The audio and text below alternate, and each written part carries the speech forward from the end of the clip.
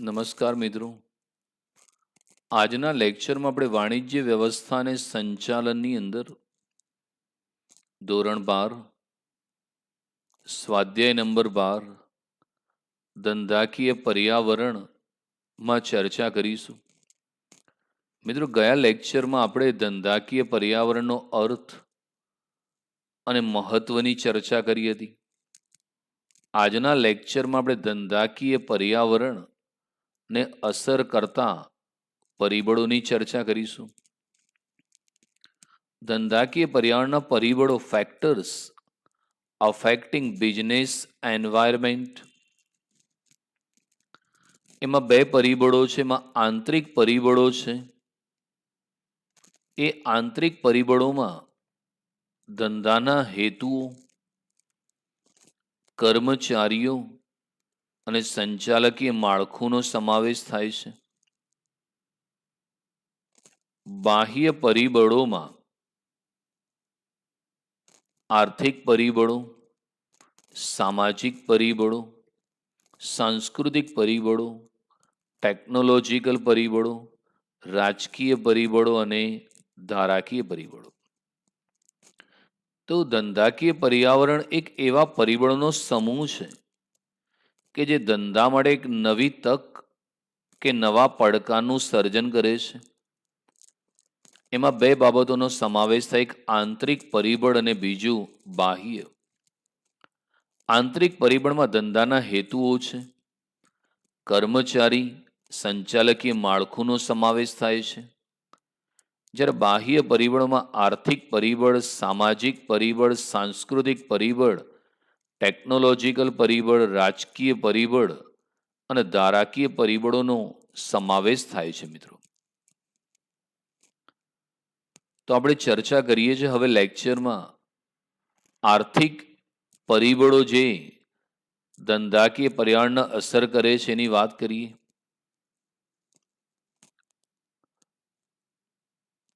કોઈ પણ સમાજ કે દેશમાં ધંધાકીય નિર્ણયો પર જે તે સમાજની કે દેશની આર્થિક ખાસિયતો કે મર્યાદાઓ સીધી અસર કરે છે. ધંધાના વિકાસની કક્ષા અને ધંધાના વિકાસનું સ્વરૂપ મોટે ભાગે આર્થિક બાબતો ઉપર વિશેષ આધારિત હોય છે, જેમાં નીચેના મુદ્દાઓનો સમાવેશ થાય છે. પહેલું છે આર્થિક પદ્ધતિ. જે તે દેશની આર્થિક પ્રવૃત્તિનું બંધારણ અને દિશા નક્કી કરવામાં આર્થિક પદ્ધતિ ખૂબ જ મહત્વનો ભાગ ભજવે છે.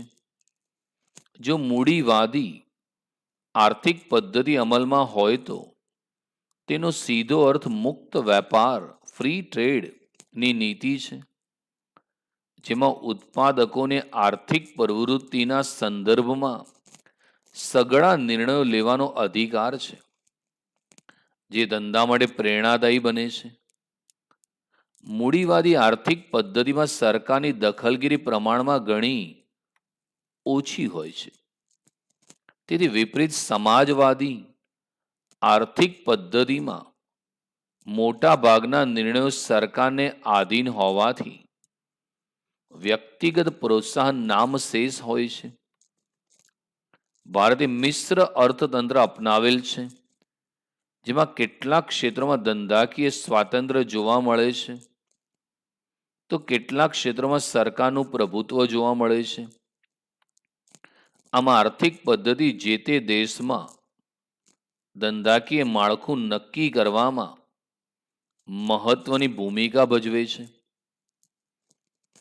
તો મિત્રો, કોઈ પણ દેશ છે એના જે આર્થિક પરિબળો છે એ ધંધાકીય પર્યાવરણને અસર કરે છે.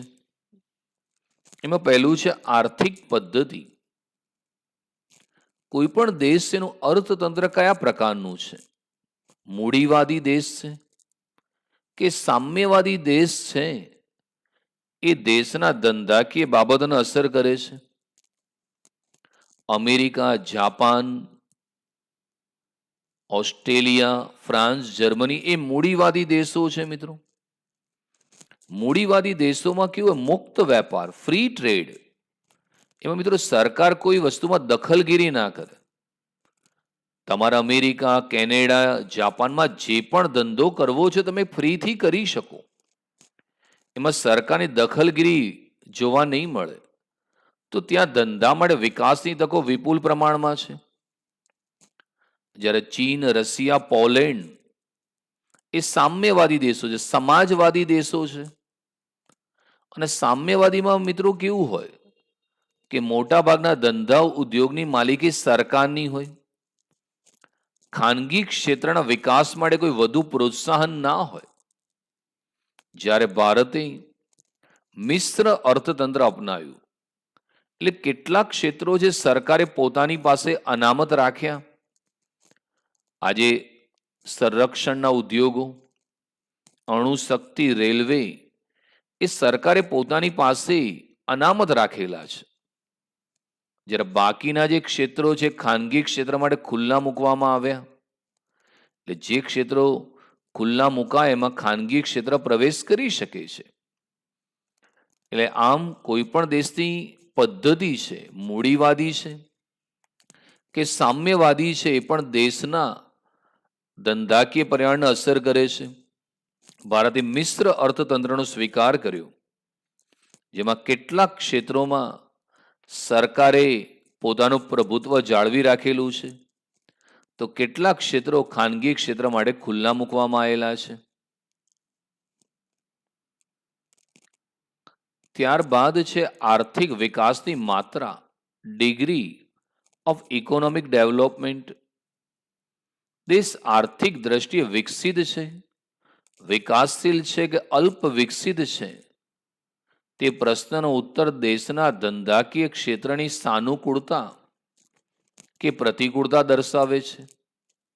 વિકસિત દેશ એટલે એવો દેશ કે જેમાં રાષ્ટ્રની કુલ આવક અને માથાદીઠ આવકનું પ્રમાણ ઊંચું હોય, પ્રાપ્ય સાધનો મહત્તમ વિકાસ થયો હોય. આ સઘળી બાબતો વેપાર ઉદ્યોગના ઝડપી વિકાસ અને વૃદ્ધિને પ્રેરક છે. વિકાસશીલ દેશ એટલે એવો દેશ કે જેમાં રાષ્ટ્રીય આવક અને માથાદીઠ આવક સતત વધવાનું વલણ હોય, પ્રાપ્ય સાધન સંપત્તિનો ઉપયોગ વધતો જતો હોય, લોકોના જીવન ધોરણમાં સતત વધારો થતો હોય. અહીં ધંધાકીય તકો મહત્તમ પ્રમાણમાં સંભવિત હોય છે. આવા દેશોના સામાજિક માળખામાં પરિવર્તન આવતું હોય છે, જે વેપાર ધંધા માટે સાનુકૂળ વાતાવરણ સર્જે છે. અલ્પ વિકસિત દેશોમાં આવકનું પ્રમાણ ખૂબ નબળું હોય છે, તેનો વૃદ્ધિ દર પણ નબળો હોય છે, જે ધંધાકીય વિકાસની તકોને નબળી બનાવે છે. પ્રાપ્ય સાધન સંપત્તિનો ઉપયોગ પૂરેપૂરો થતો નથી. આમ એકંદરે આર્થિક વિકાસની પરિસ્થિતિ ધંધાકીય વિકાસને અવરોધે છે.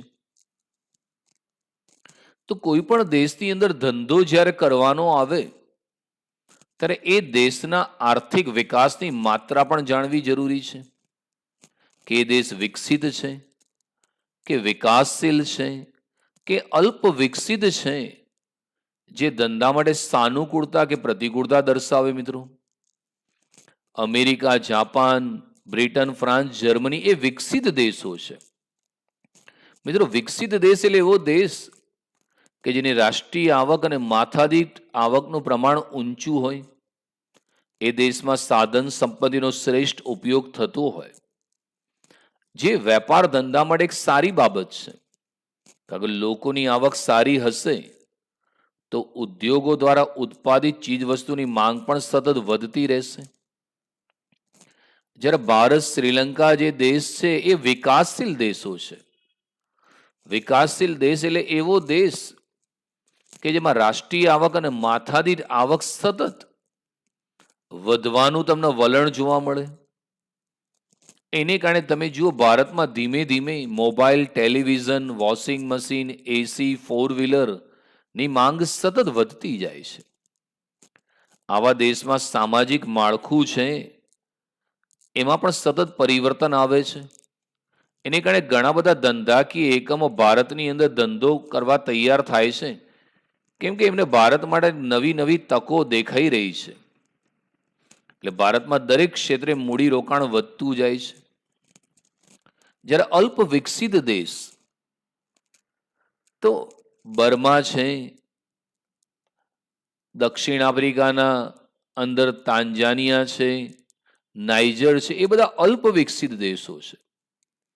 અલ્પ વિકસિત દેશ એટલે મિત્રો એક એવો દેશ કે જેમાં રાષ્ટ્રીય આવક અને માથાદીઠ આવકનું પ્રમાણ નીચું હોય, તેનો વૃદ્ધિ દર નીચો હોય, તો એ ધંધાના વિકાસની તકોને મર્યાદિત બનાવી દે.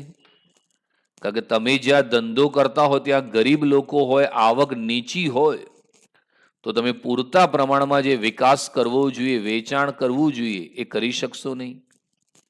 એટલે આમ ધંધાકીય એકમ માટે દેશ વિકસિત છે, વિકાસશીલ છે કે અલ્પ વિકસિત છે, એ ધંધા માટે વિકાસને અસર કરે છે. ત્રીજું છે ક્ષેત્રીય વિકાસ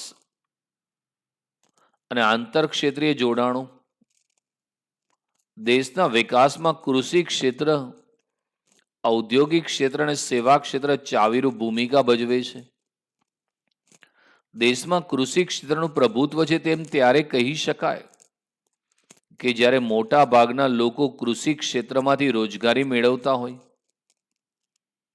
કૃષિ ક્ષેત્રના વિકાસથી કુલ વિકાસમાં વધારો થતો હોય છે. કૃષિ ક્ષેત્રના પ્રભુત્વના કારણે રાષ્ટ્રની ઘણી ખરી શક્તિ પ્રાથમિક બાબતોમાં ખર્ચાય છે. આવું થવાથી સ્વતંત્ર ઉદ્યોગ ધંધાના વિકાસ માટેનું વલણ ધીમું હોય છે. ઔદ્યોગિક ક્ષેત્રમાં ખનિજ સંપત્તિનું ખનન, ખનિજનો અન્ય વસ્તુઓના ઉત્પાદનમાં ઉપયોગ થાય છે. ભૌતિક ચીજવસ્તુઓના ઉત્પાદનની સાથે વધુ માનવ શક્તિ જોડાયેલી હોય છે. શોધખોળ અને નવીનીકરણની પ્રક્રિયાને સતત વેગ મળે છે, જે ધંધાકીય વિકાસની તક વધારે છે. સેવા ક્ષેત્રમાં આર્થિક સામાજિક સેવાઓનો સમાવેશ થાય છે.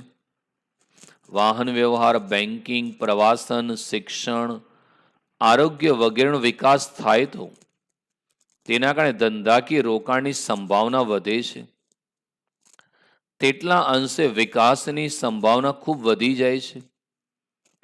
જેમ લોકો ધીમે ધીમે કૃષિ ક્ષેત્રમાંથી ઔદ્યોગિક ક્ષેત્ર અને સેવા ક્ષેત્ર તરફ વળતા જાય તેમ ધંધાકીય તકો વધતી જાય છે. વળી કોઈ પણ સમાજના વિકાસમાં બધા ક્ષેત્રો સંયુક્ત રીતે જોડાઈને વિકાસનો દર વધારે છે. દાખલા તરીકે ખેતીને સમૃદ્ધ કરવા માટે ખાતર, બિયારણ, યાંત્રિકીકરણ વગેરેની માંગ વધે છે.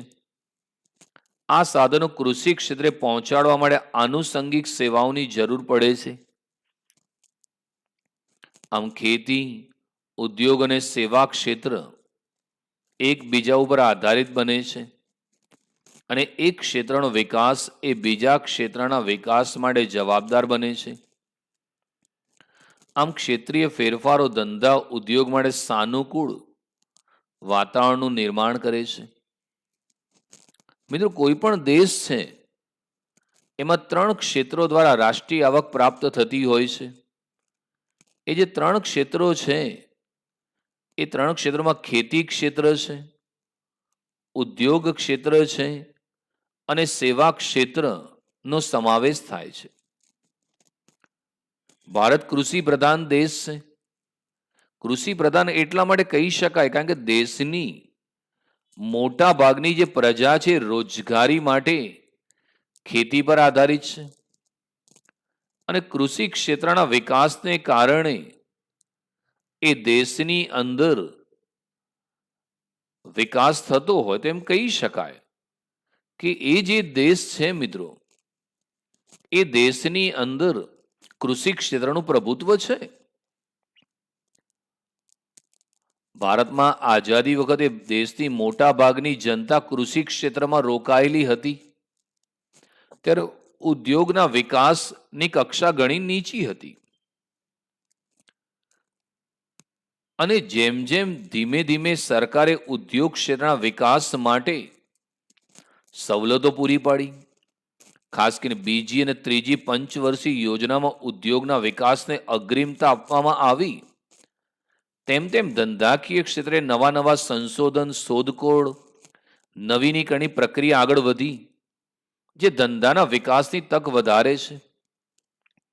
જ્યારે બેન્કિંગ, વીમો, વાહન વ્યવહાર, સંદેશા વ્યવહાર, શિક્ષણ, આરોગ્ય એ મિત્રો સેવા ક્ષેત્ર છે. અને ભારતમાં ધીમે ધીમે સેવા ક્ષેત્રનો પણ વિસ્તાર વધતો જાય છે. આજે ભારતની રાષ્ટ્રીય આવકમાં સૌથી વધુ હિસ્સો સેવા ક્ષેત્ર આપી રહ્યો છે. જેમ જેમ મિત્રો કોઈ પણ દેશના લોકો કૃષિ ક્ષેત્રમાંથી ઔદ્યોગિક ક્ષેત્ર અને સેવા ક્ષેત્ર તરફ વળતા જાય, તેમ તેમ ધંધાકીય તકો વધતી જાય છે. ખેતીનો વિકાસ કરવો છે તો બિયારણ જોશે, ખાતર જોશે, જંતુનાશક દવાઓ જોશે, ટ્રેક્ટર જોશે, દવા છાંટવાના પંપ જોશે, સબમર્સિબલ પંપ જોશે, જેનું ઉત્પાદન ઉદ્યોગો દ્વારા થશે, તો જેને કારણે ઉદ્યોગનો વિકાસ થશે. અને ઉદ્યોગ એ નવી ટેકનોલોજી ખેતીને આપશે, તો એને કારણે ખેતી ક્ષેત્રનો પણ વિકાસ થશે. આમ કહી શકાય કે ખેતી, ઉદ્યોગ અને સેવા ક્ષેત્ર એ પરસ્પર એકબીજા પર આધારિત બને છે મિત્રો.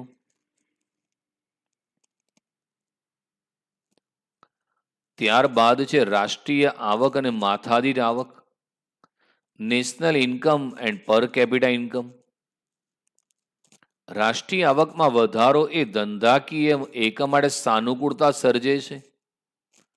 જે પ્રમાણમાં આવક વધે તે પ્રમાણમાં જો વસ્તી ન વધે, એટલે કે આવકનો વધવાનો દર વસ્તીના વધવાના દર કરતા વધુ હોય તો માથાદીઠ આવક વધે છે. રાષ્ટ્રીય આવક અને માથાદીઠ આવક વધતા જીવન જરૂરિયાતની અને અન્ય ચીજ વસ્તુઓ અને સેવાઓની માંગ વધે છે, જે ધંધા માટે હકારાત્મક પરિબળ છે. આવક વધતા ઉચ્ચ ગુણવત્તાયુક્ત માંગ વધે છે. મોજ શોખની વસ્તુઓ, બ્રાન્ડેડ કપડાં વગેરે. તો કોઈ પણ દેશ માટે મિત્રો રાષ્ટ્રીય આવક અને માથાદીઠ આવકનો સતત જે વધારો છે મિત્રો, એ દેશ માટે ખૂબ જ સારી બાબતનો નિર્દેશ કરી રહી છે. કારણ કે જો દેશમાં રાષ્ટ્રીય આવકમાં વધારો થાય અને વસ્તી વૃદ્ધિનો દર નીચો હોય, તો એ દેશની અંદર માથાદીઠ આવક ઝડપથી વધશે. અને જેમ જેમ દેશના લોકોની માથાદીઠ આવક વધતી જશે, તેમ તેમ એ દેશમાં મોજ શોખની જે વસ્તુઓ છે, એ મોજ શોખની વસ્તુઓ, બ્રાન્ડેડ કપડાં, બ્રાન્ડેડ ઘડિયાળ, એ બ્રાન્ડેડ બાઇક, આ બધાની માંગ સતત વધતી જશે. અને એ દેશ માટે મિત્રો ખૂબ જ સરસ નિશાની બતાવી રહી છે. અને આજે આપ જોઈ રહ્યા છો કે ભારતમાં મોજ શોખની જે વસ્તુઓ છે, એની માંગની અંદર સતત વધારો થઈ રહ્યો છે, જે દેશ માટે ખૂબ જ સારી નિશાની બતાવી રહી છે. ઉદ્યોગ ધંધા માટે એક સારી બાબત છે. રાષ્ટ્રીય આવકની વહેંચણી. રાષ્ટ્રીય આવકની વહેંચણી એ સમાજના જુદા જુદા વર્ગો વચ્ચેની આર્થિક ભેદરેખા સ્પષ્ટ કરે છે. જેમ રાષ્ટ્રીય આવકની વહેંચણી અસમાન, તેમ સગવડ વધારતી તેમજ પ્રતિષ્ઠા મૂલ્ય ધરાવતી વસ્તુ અને સેવાઓની માંગમાં વધારો થાય છે. રાષ્ટ્રીય આવકની વહેંચણીમાં થતા પરિવર્તનો પણ વસ્તુ અને સેવાઓની માંગને અસર કરે છે. તો કોઈ પણ દેશ છે મિત્રો, એમાં રાષ્ટ્રીય આવકની વહેંચણી સમાન છે કે અસમાન છે, એ બાબત ઉપર પણ ધંધા રોજગારને મિત્રો સતત અસર કરતી હોય છે. તો રાષ્ટ્રીય આવકની વહેંચણી સમાજના જે જુદા જુદા વર્ગ છે, એના વચ્ચેની ભેદરેખા દર્શાવે છે. અને જેમ જેમ મિત્રો રાષ્ટ્રીય આવકની વહેંચણી અસમાન હોય તેમ તેમ એ દેશમાં પ્રતિષ્ઠા મૂલ્ય ધરાવતી વસ્તુ અને સેવાની માંગ વધતી જાય. કારણ કે ધનિક લોકો છે એ મોંઘી વસ્તુની માંગ કરશે, કારણ કે બતાવવા માંગે છે કે બીજા કરતા ધનિક છે.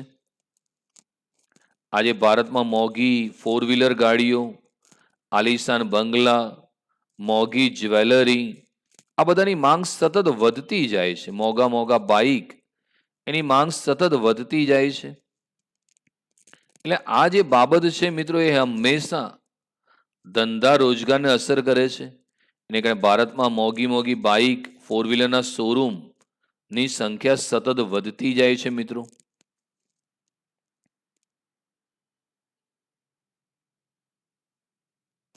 ત્યારબાદ છે નાણાકીય નીતિ, મોનેટરી પોલિસી.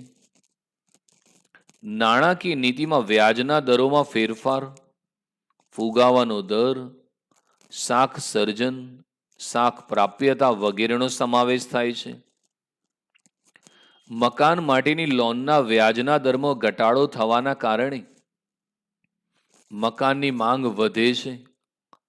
આ સાથે સંકળાયેલા અન્ય ઉદ્યોગો, સિમેન્ટ, સ્ટીલ, ફર્નિચર, રેતી, કપચી, ઈંટો વગેરેની માંગમાં પણ વધારો થાય છે.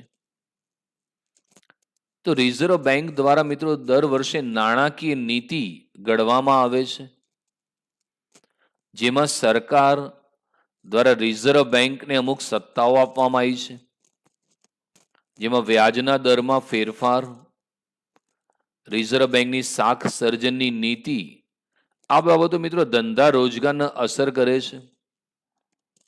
શરૂઆતમાં મિત્રો મકાન માટે જે હોમ લોન જોઈએ એના વ્યાજના દર ઊંચા હતા, પણ ત્યારબાદ રિઝર્વ બેંકે જે લોનના વ્યાજના દર છે મિત્રો એમાં ઘટાડો કરી નાખ્યો, અને એને કારણે મિત્રો આજે લોન સસ્તી થઈ ગઈ.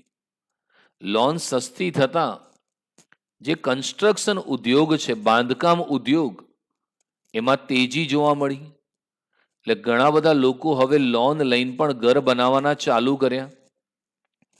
અને મકાનની મિત્રો જ્યારે માંગ વધતી ગઈ તો મકાનના સંલગ્ન જે ઉદ્યોગો છે, જેમ કે સિમેન્ટ છે, સ્ટીલ છે, ફર્નિચર છે, રેતી, કપચી, ઈંટો છે, એ બધાની માંગમાં પણ સતત વધારો જોવા મળ્યો છે.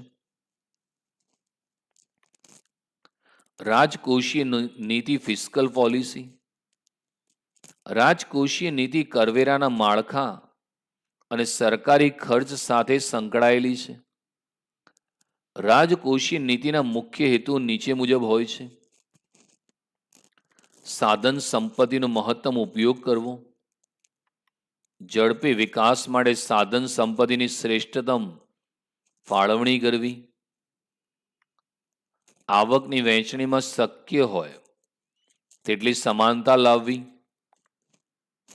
ચીજ વસ્તુ અને સેવાઓની કિંમતમાં સ્થિરતા લાવવી. રાજકોષીય નીતિના બે મહત્વના પાસા છે.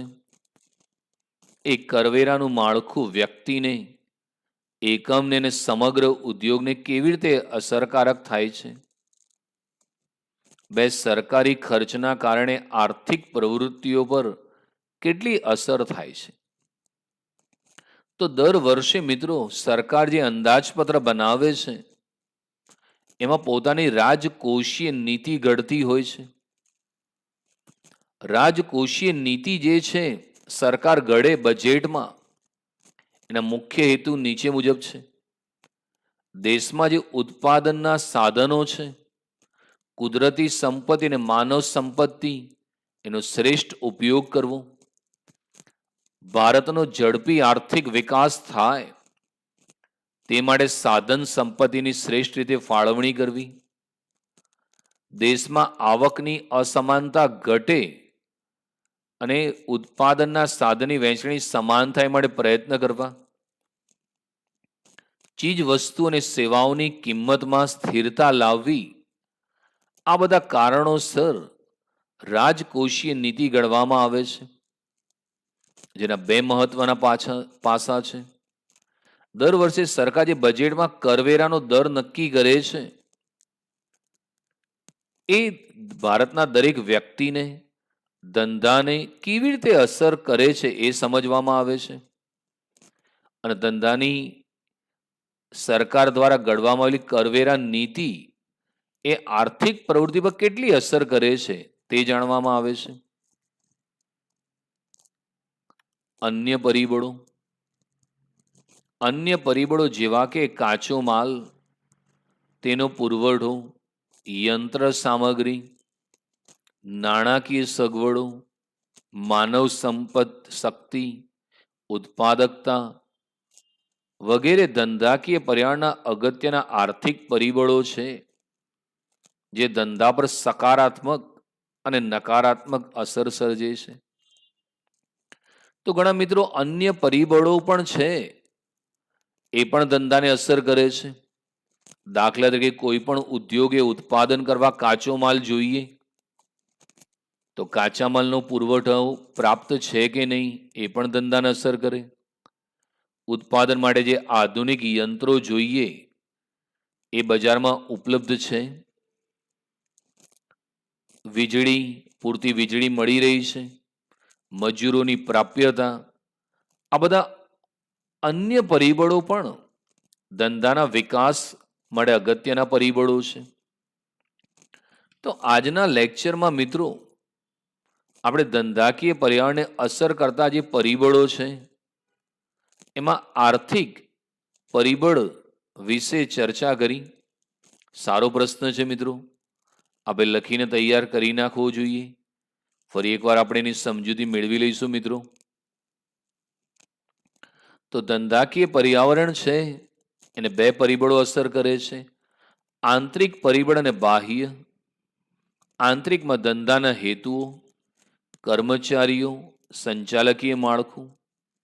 બાહ્ય પરિબળમાં આર્થિક પરિબળો, સામાજિક પરિબળો, સાંસ્કૃતિક પરિબળો, ટેકનોલોજીકલ પરિબળો, રાજકીય પરિબળો, ધારાકીય પરિબળો. એમાં આર્થિક પરિબળોની આજના લેક્ચરમાં આપણે ચર્ચા કરી. એ આર્થિક પરિબળોના મિત્રો પોઈન્ટ્સ યાદ રાખજો. આર્થિક પદ્ધતિ દેશમાં કેવી છે, મૂડીવાદી, સામ્યવાદી, મિશ્ર, એ ધંધાને અસર કરે. આર્થિક વિકાસની માત્રા, દેશ વિકસિત છે, વિકાસશીલ છે કે અલ્પ વિકસિત છે, અસર કરે છે. ક્ષેત્રીય વિકાસ અને આંતરક્ષેત્રીય જોડાણો, એટલે દેશમાં કૃષિ, ઉદ્યોગ અને સેવા ક્ષેત્રનો કેટલો વિકાસ થયો છે એ બાબત અસર કરે છે. દેશમાં રાષ્ટ્રીય આવક અને માથાદીઠ આવક કેટલા પ્રમાણમાં વધી રહી છે, રાષ્ટ્રીય આવકની વહેંચણી સમાન છે કે અસમાન, એ ધંધાને અસર કરે છે. નાણાકીય નીતિમાં વ્યાજના દરમાં ફેરફાર, ફુગાવાનો દર, શાખ સર્જન વગેરે અસર કરે. સરકારની રાજકોષીય નીતિમાં કરવેરાના માળખામાં ફેરફાર, સરકારી ખર્ચ બાબતો છે. અન્ય પરિબળો કાચા માલની પ્રાપ્યતા, મજૂરોની પ્રાપ્યતા, યંત્ર સામગ્રીની પ્રાપ્યતા, નાણાકીય સગવડ વગેરે અસર કરે છે. તો આજના લેક્ચરમાં આપણે આર્થિક પરિબળની ચર્ચા કરી મિત્રો. આપ સૌ ચોપડામાં લખીને તૈયાર કરી નાખજો મિત્રો. Thank you very much.